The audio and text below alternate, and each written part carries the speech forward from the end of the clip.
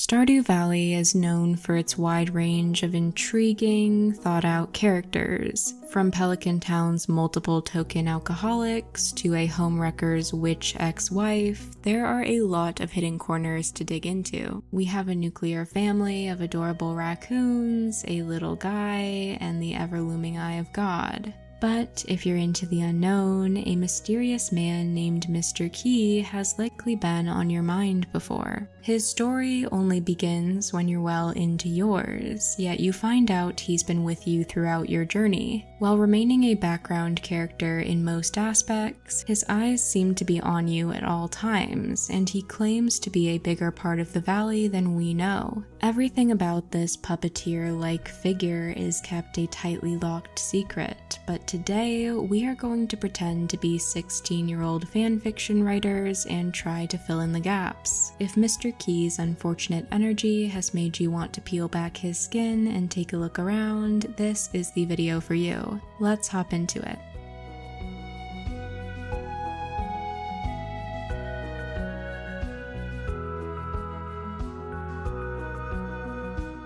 For reference, Concerned Ape has said that Mr. Key does not have a confirmed name pronunciation. I'll be sticking with Key for consistency's sake. Also, spoiler warning for the entire game. I mean it, the whole thing. Our first sighting of Mr. Key can happen in multiple different ways and at different times in each run. His name is fully written out in Secret Note 22, in which he gives a hint for the beginning of the mysterious Key quest. The note reads, "Greetings, player. Have you found my secret in the dark tunnel? I look forward to meeting you. Signed, Key." First of all, I have no intention of finding secrets in anyone's tunnel, but this note seems to have been planted for the farmer and the farmer only. As to how he made sure it didn't land in the wrong hands, my guess is that he may have planted it moments before it was found and then ran. The note obviously implies that he's been watching you for some time and he sees something valuable in you. The second possible introduction to him is through an untitled lost book written by Gunther. In this book, he details the hidden door within the tunnel, mentioning he wasn't able to get it open. Finding lost books and secret notes are both completely random occurrences, so you could end up waiting a few seasons to discover his paper trail. That is, if you don't figure things out by yourself, since you don't technically need either to start the quest. The mysterious Key quest begins when you scope out the bus tunnel for the first time, where you'll be shown a battery-powered lockbox, which coincidentally is missing a battery. Once you return with a juicy battery pack, you'll open the door to find another note addressed to you. In this note, you're given more work, of course. It's not like you run a fucking farm or anything. It's not like you have mouths to feed, but whatever, fine. Your next task is to find a rainbow shell and drop it off at the train station above the mountains. Rainbow shells can only be foraged in summer, so if you got this note in spring or fall, tough shit, you're out of luck. Completion of this request prompts you to place 10 beets in Mayor Lewis's fridge, which you'll need to unlock the desert to do, as beet seeds are sold at Sandy's Oasis. One thing about this jackass is he's gonna send you on a wild goose chase, even though there aren't geese in Stardew. Once you unlock the desert and head over to the shop, you'll meet the bouncer. I just know he has deeply sad French eyes behind those shades. He has seen a child die before, and we're both aware of that. We don't need to talk about it, but we both know. Sandy seems to distrust him, telling you that she finds him creepy, which, you know, yeah, she rents out the back room to Key for a high monthly fee. Her dialogue specifically mentions that she doesn't ask questions, and she changes the subject immediately upon finishing any sentences about the back. You can also spot a security camera right up there in the back corner, lurking and watching. Sandy will tell you that the stairs lead to some sort of exclusive club, but says she hasn't been inside. Interestingly enough, she states her real name isn't Sandy. The explanation that she gives is that it's good for business, but I don't know if that's exactly believable in these circumstances. But we'll get back to the club in a bit. After you plant and harvest your beets in the fall, you can deliver them to Lewis's humble abode. Oddly enough, he seems to have no problem with you waltzing in and taking a gander at his groceries. He also fails to notice the secret note attached to his milk. This could mean one of two things. Either Lewis is aware of Mr. Key and allowed him to use his house to set up his silly riddle, or he is so mind-bogglingly out of it that he has no qualms with his house being broken into and his milk being vandalized. With him, there's no correct answer. By the way, of course Lewis is a milk drinker. All old men that look like that drink milk. The fridge note is far more metaphorical than the others. In this one, Key prompts you to give the sand dragon its final meal. I think every living person googled this one, and if you didn't, don't tell me. When you interact with the animal skeleton in the desert, it'll prompt the message, its maw gapes at the desert sun. Even in death, it yearns for a taste. The concept of a sand dragon is mentioned nowhere else in the game, and no other lore is known about it, but once you grab some solar essence and feed it to the skull, you will finally be free of the bullshit. Your final stop is your own home, where Key has planted a club card. This card will get you access to the back of Sandy's oasis, and also proves that Mr. Key was on your property. I just know his palms are wet and he loves to grab onto people's shoulders when speaking to them. One small thing to note about the final quest is that the wizard mentions that solar essence has arcane properties, which could point to the mysterious Key quest being some sort of ritual. It's probably nothing, but it's worth taking into account, and it could help explain why the quest seems so random. But I digress, let's move back to the bouncer. He seems to warp out of the way, which could also point to him having access to magic or totems. Additionally, if you glitch past him before acquiring the club card, he will quite literally grab a mega bomb and blow you the fuck up. Mr. Key is fine with lethal force, I guess. The club inside is mostly dedicated to gambling, in which you use a special currency called key coins. These coins are traded for gold at the ATM in the back. To use these bad boys, you can either hit up the tables to play Calico Jack or roll the slots. After you slurp down a couple of pale ales and get a solid stack of chips going, you can head over to the trader to purchase items. We meet Mr. Key in person here, and we're finally given some context to his constant stalking. He tells you that you have a special spark, which is what drew him to you. What spark?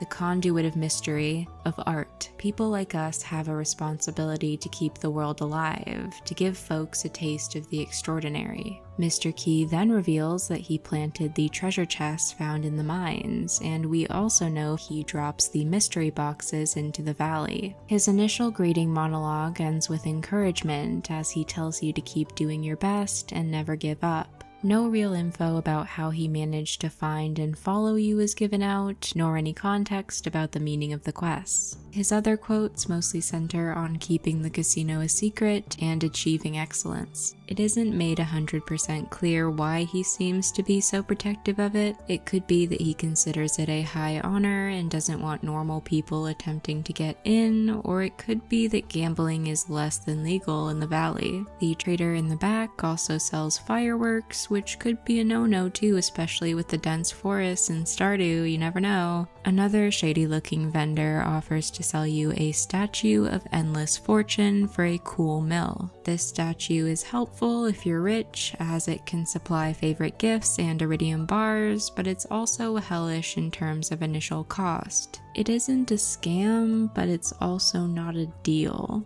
In addition, we can see a familiar face hanging out by the slots. Welwick from Welwick's Oracle, who's had a rough night. Since Welwick works with divination, this could be a further sign of Key's arcane connection. We also have the player tracker over in the corner, which lists a bunch of stats ranging from steps taken to in-game days played. Don't say I didn't warn you when it comes out that this man is a freak. Keemstar is sitting on it right now, dude, I'm so serious. Interestingly enough, the file does specify that it's for the player, so he may have tabs on other people as well. This could be a feature primarily made to distinguish players in co-op games, but I guess we'll never know. Depending on the order in which you choose to complete quests, that may be your first personal meeting with Mr. Key. However, you might be more of an explorer and find yourself at Skull Cavern first. After you fight through all 120 floors of the regular mines and head out toward the desert, Mr. Key will mail you a letter directly. He challenges challenges you to reach level 25, as I'm sure you know, in exchange for a reward. I feel like 10,000 gold is a bit of a reach, to be honest. Bombs are expensive to make. My freaky little stagnant age children are waiting for me at home, man. 10k does not cut it. After this portion of the quest is completed, you'll be asked to get down to level 100.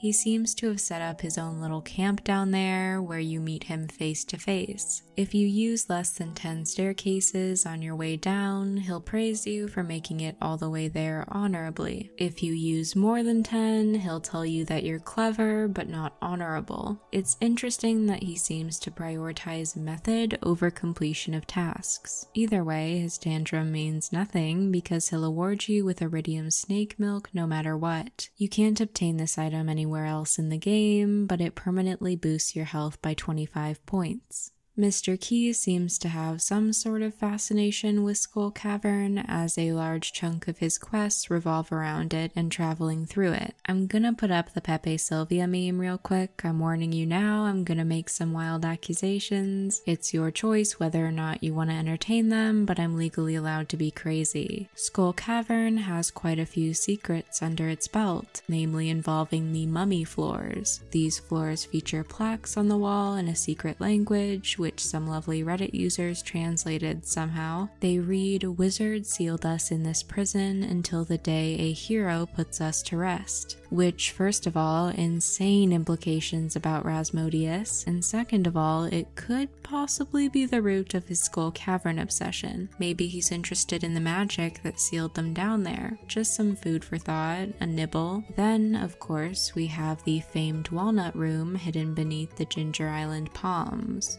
After you've collected 100 walnuts on your tropical tours, you'll be able to break right into the second secret society of Mr. Keys. I feel like 2 secret rooms is so excessive. Like with 1, you're probably laundering money or cheating on your wife, but 2, I have a couple questions. Anyway, we can see Key in person once again in this dimly lit room, offering his congratulations for striving to be better. He explains that he set up some brand new challenges for you, which you can complete to earn key gems. These gems can be exchanged for some interesting prizes, which we'll get to later. Key's quests range from reaching 50,000 points in Junimo Cart, to completing the mines in a special dangerous mode, to catching a new set of legendary fish. Some quests are much easier than others, but all of them require a fair amount of planning or skill. One quest, called Key's Crop, requires you to harvest and ship 500 key fruit, a never-before-seen plant that he seems to have bioengineered or created in some way, so add that to your list of things he can do. The Danger in the Deep and Skull Cavern Invasion quests, which are both harder versions of the pre-existing mining areas, feature new mobs as well, so God knows where those came from. Most of the other quests are fairly run-of-the-mill, but the rewards given out in the Walnut Room are intriguing. The Key to the Town, which allows you to enter buildings regardless of their open hours, is available to buy. Both this and Pierre's missing stock list are theoretically items that belong in the valley. I mean, I'm all for robbing Pierre blind, you know me, but the town key is a little bit concerning. Moving on, the perfection tracker inside the Walnut Room is basically just another version of the one in the Desert Casino, with perfection percentages added. Mr. Key shows up in both the final perfection cutscene and a hidden one, which plays if you glitch up to the summit. If you manage to claw your dirty, cheating hands right up to the top, he'll get incredibly angry that you cheated and push you off a cliff. Your character will wake up at the clinic after the incident. Take that one however you'd like to. In the cheat-free perfection cutscene, Mr. Key is seen talking alongside Grandpa. He reveals that he wasn't the only one keeping his eye on you. Grandpa was watching too. This teeny tiny piece of lore could drag us in so many different directions, but it also tells us nothing. Somehow, these two can reach between life and death and talk to each other, but that's all we got.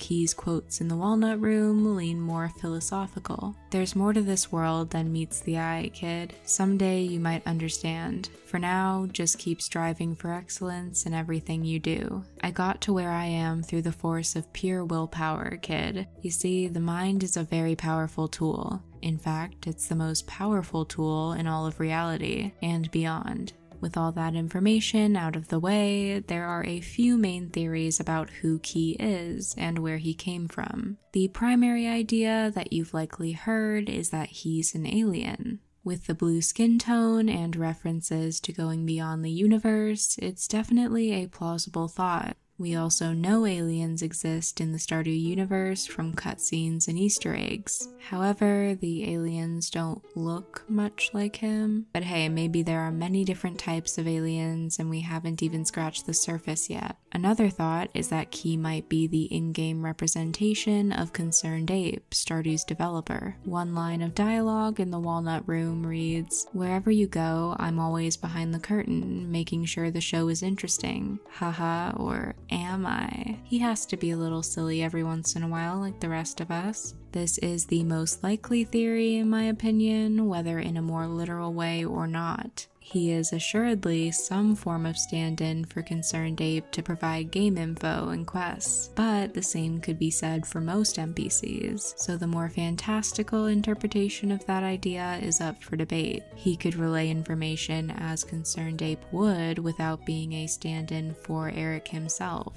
In a similar vein, some people believe that he's an NPC which gained sentience, i.e. became aware of the fourth wall and thus ascended to a higher state of being. I really like this one story-wise, and I feel like it matches the personality given to Key very well. Do I think it was the intention behind the character?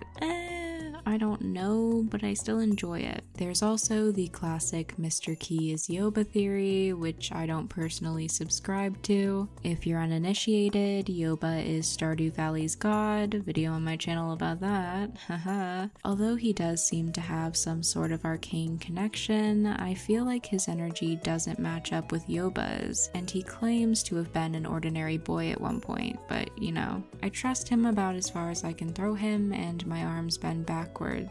There's also like a million blank as Yoba theories, so you can choose which one you feel drawn to. I've seen Linus as Yoba, I've seen Grandpa as Yoba, the Wizard as Yoba, it's all out there. I'm personally a Grandpa as Yoba truther, but that's a whole other can of worms for a different day. I am honestly not 100% sure where I stand in terms of who I believe Mr. Key really is. All I know is that he's freaking it uncomfortable style, and I wouldn't turn my back on him. What do you think? Is he a casino con man? Is he God? Is he just kind of fucking weird? In any case, I'd love to hear your thoughts. Dish them out below. Thank you so much for watching. I really appreciate it. Thank you so much to all of my wonderful members for your support. Stay safe, stay wonderful, my friends. I hope you all are doing okay, especially my East Coast besties who got affected by that awful weather. If you have any fundraisers that I can share, let me know. I know it's been so hard and I'm so proud of you guys. You're doing great, but yeah, let me know if I can help at all. Anyway, bye.